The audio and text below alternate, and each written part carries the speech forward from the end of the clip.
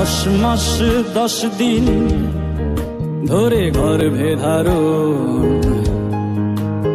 কষ্টের তীব্রতায় করেছে আমায় লালন।